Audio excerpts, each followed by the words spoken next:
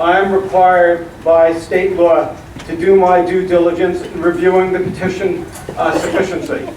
Today's hearing is a legal requirement set by New York State statute.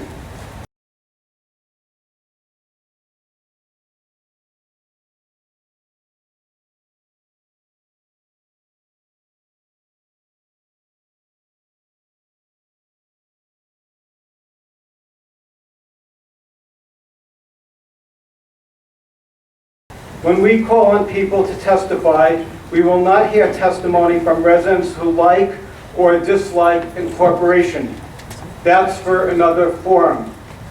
This hearing has only one purpose, to decide whether the petition met the legal requirements of New York State law.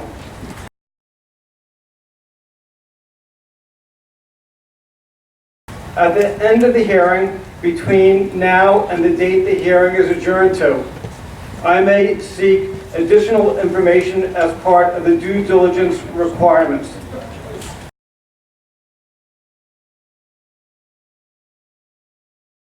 The town board and I have retained Robert Spolzino, a former appellate division justice of the New York State Supreme Court and an expert on municipal law, to advise me on the petition's sufficiency.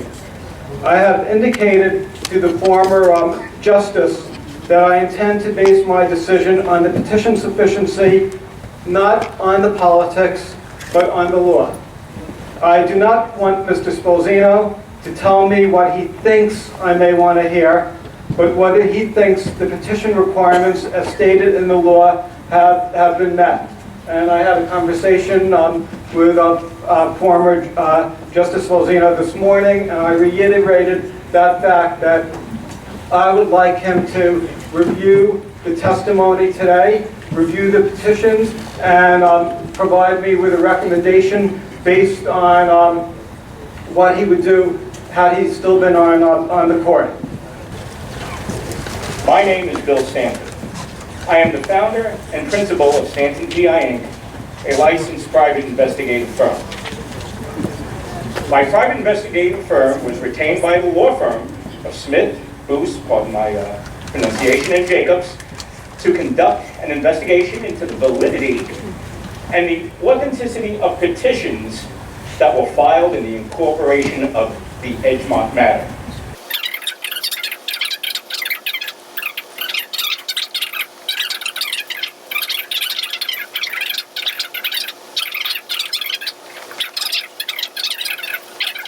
Anyone who might like to speak to our investigators may do so by calling us, get your pens ready, 1-800-698-3470. What's that number again? If I said it before, I'll say it again.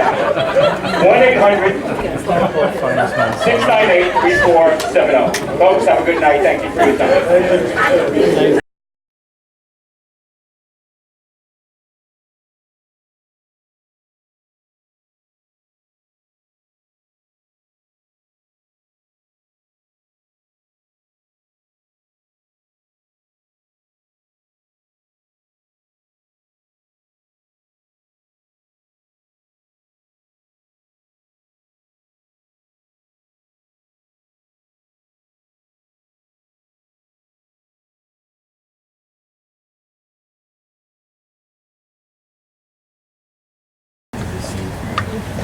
Thank you all for doing this.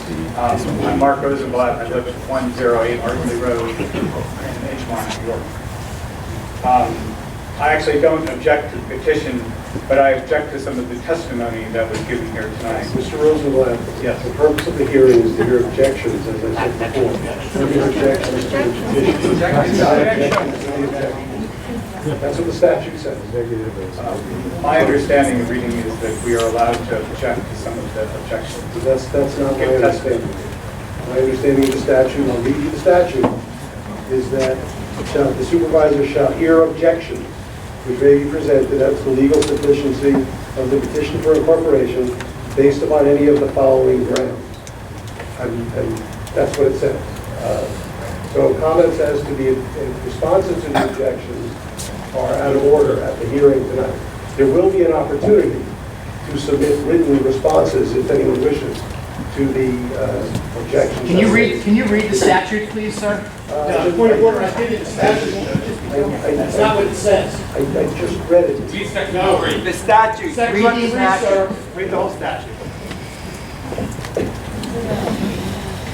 I'll read section 3 if you'd like. No, the All entire objections statute. must be in writing and signed by one or more residents qualified to vote for town offices in a town in which all or part of such territory of the proposed village is located. Testimony as to objections may be taken at the hearing, which shall be reduced to writing and subscribed by those testifying. The burden of proof shall be on the objectors. All written objections and signed testimony shall clearly state the name and address of the objector.